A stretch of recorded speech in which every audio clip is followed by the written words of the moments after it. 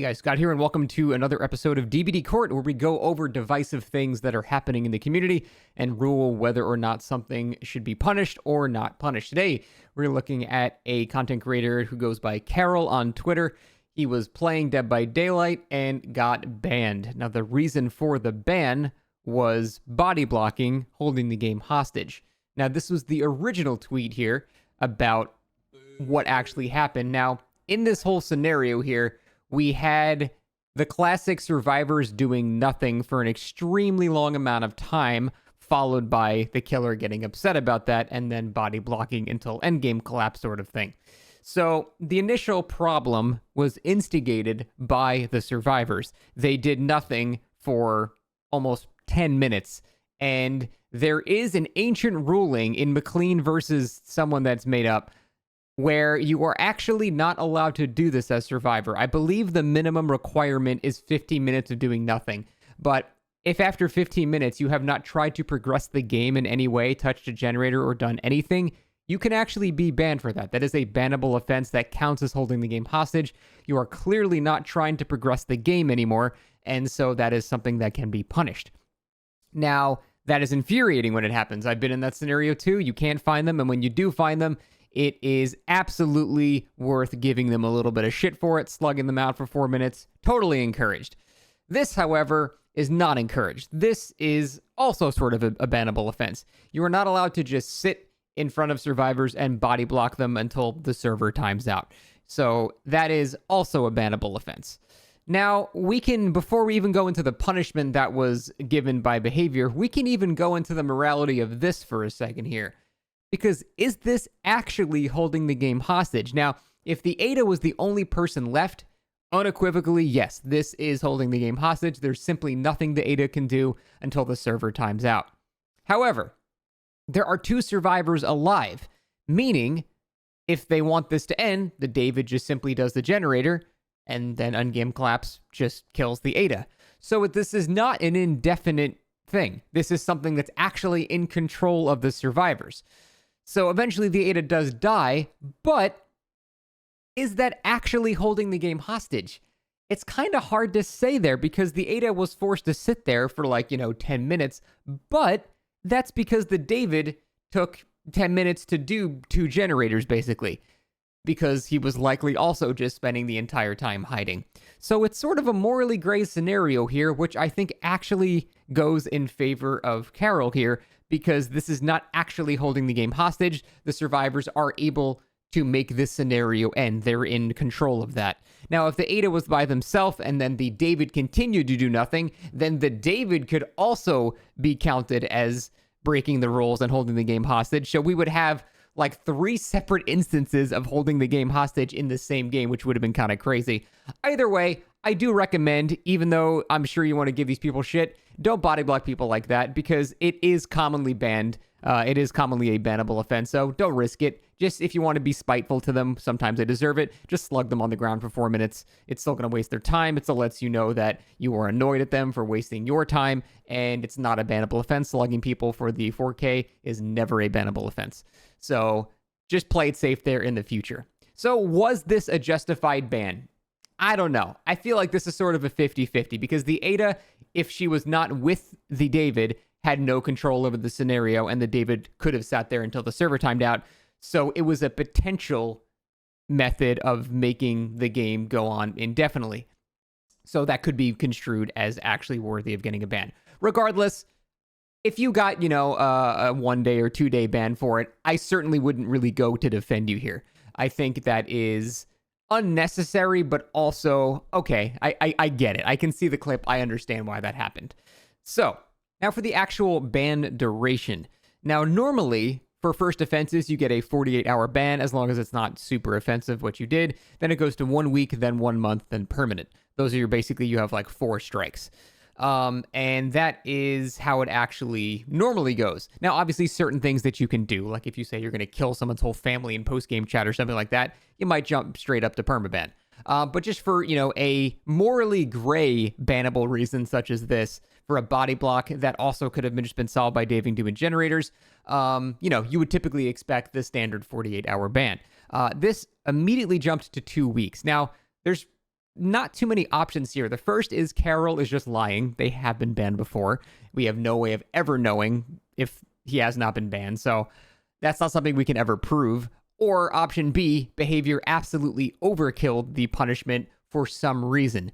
Now, if we actually look at what the some reason could be, I'm not really sure. I can't really think of why you would get banned for 2 weeks. And the only thing I can think of is that he posted what was happening on Twitter. And that might have been a dumb idea. If you're going to break a rule, I don't think you should publicly post it on Twitter. Now, that doesn't change the fact of the punishment. It shouldn't change the duration of the punishment. If you murder a person and then you publicly say, hey, I murdered a person, it's not like you publicly announcing that you murdered the person makes your sentence twice as long or something like that. It's just still based off of the original thing that you did.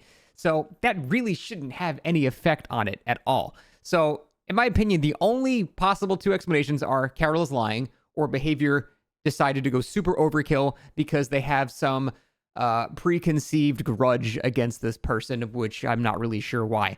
Now, there were definitely a couple of antagonizing tweets from Carol after the original 2-week ban, saying that they were going to get banned for a shorter amount of time. They didn't care. They were sort of kind of rubbing it in a little bit, certainly not helping and fanning the flames of that scenario. I actually can't find the tweet anymore. I found this in my bed when I was scrolling, but I went to go get footage for the video now, and I actually can't find that one anymore. So it might have been one I deleted. I might have been in a drunken stupor. I'm not 100% sure, and I can't claim anything that I don't physically have evidence for you right now was a thing, but I'm 99% sure I saw what I saw, and now it's no longer here.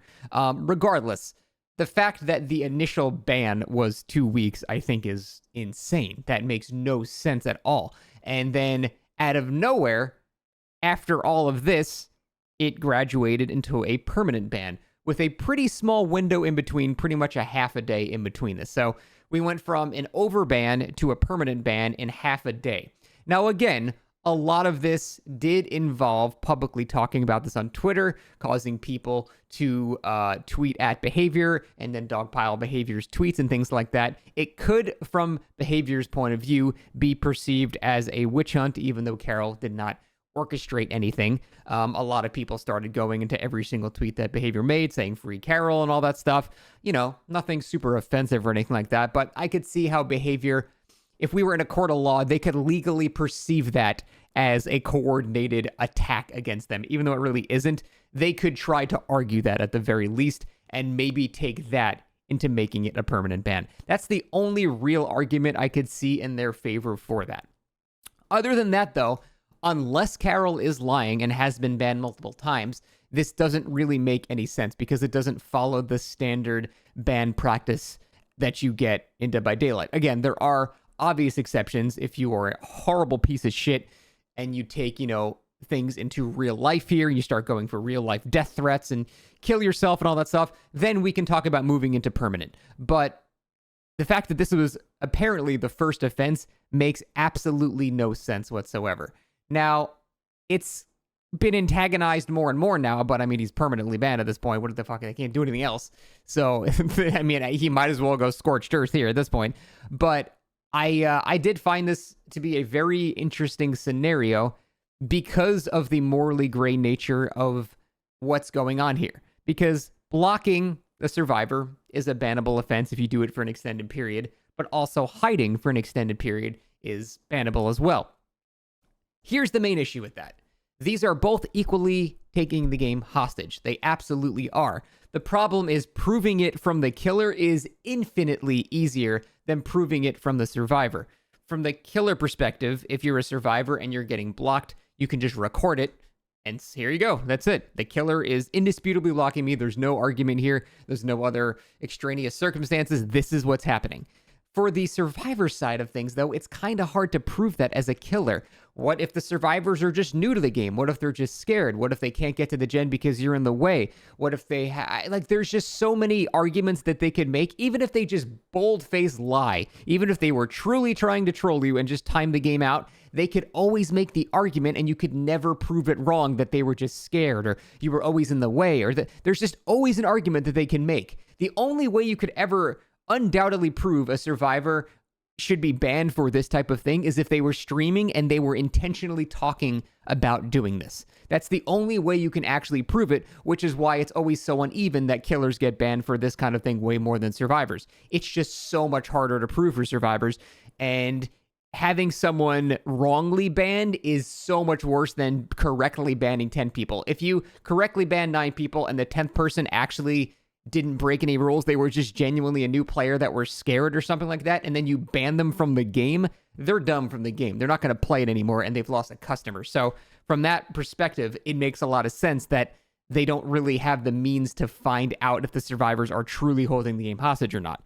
So that's why that scenario is a lot more confusing. But from all the evidence I can see here, the only variable is whether or not Carol is lying. If Carol has been banned before, then obviously all this is bullshit and it makes sense what's happening. If they have not been banned before, then this is bullshit from Behavior. It makes no sense that the initial ban would be this long, and immediately changing that into a permanent ban based on a public tweet that didn't even incite any witch hunt, just showing, hey, this is stupid, that I think is very stupid. So overall, I have to rule this in favor of Carol. I do think they maybe deserved a temporary ban for a day or two for, body blocking like that, even though that was a morally gray scenario. And that's it. Anything past that is absolute overkill, almost spiteful from Behavior, I would say. And Behavior has had precedents before. In the classic case of Dowsey versus Behavior in 2020, whatever, they took away Dowsey's shirt because he was shit-talking Patrick, one of the developers, personally. So we have seen them be personally spiteful before, so it is entirely possible that they have taken this same personal spite against Carol and decided to make this ban permanent based off of that stuff. Anyway, those are the facts of the case. I'm curious to hear you guys' opinion on this, and that is going to be it. Thanks for watching. We'll see you next time. Court adjourned. I don't have like an outro for these shitty ones.